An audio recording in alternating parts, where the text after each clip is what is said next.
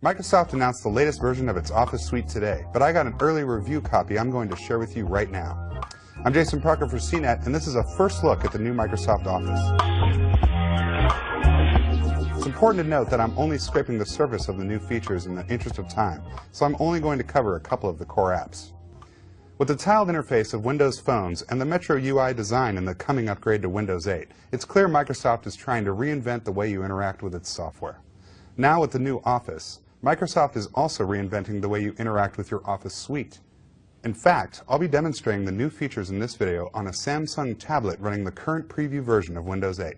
It's important to note that you'll definitely be able to use Office on desktop computers with all the same features. I'll start with well-known word processing software Microsoft Word. Immediately upon launch, you'll notice a new start page. Here you'll be able to open recent documents you have worked on, or you can choose from several templates.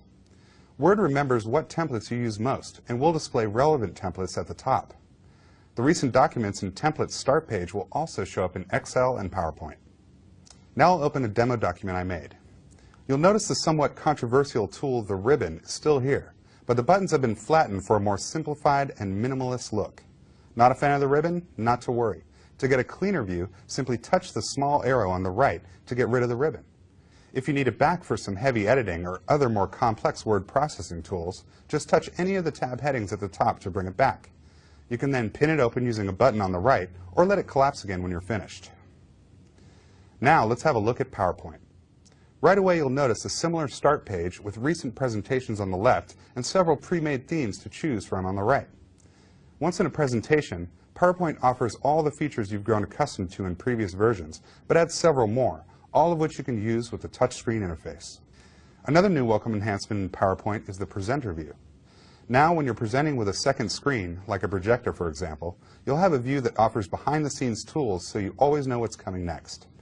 You have full control over your slides here, and you have other useful tools like a laser pointer to point out specific items to the audience. You can also have notes over on the right to remind you of topics to cover during your presentation. All of these tools are hidden from your audience as your presentation plays on the projector. In Excel, Microsoft has added a number of new tools to help you visualize and interact with your data. One new feature that illustrates this concept is the addition of recommended charts. Rather than having to build a nice-looking chart from scratch, you can highlight your data, click a small tab below your selection, and Excel automatically lists out recommended charts. Also extremely helpful are the quick previews of each chart type, so you know what you're getting before you make your selection. That's all we have time for today, but the new Microsoft Office also includes updates for Access, Publisher, Outlook, OneNote, and the rest of the apps and enterprise services in the suite. It's pretty clear from the features I've seen that Microsoft is going all in on the touchscreen interface, and it looks like they did a good job making it work.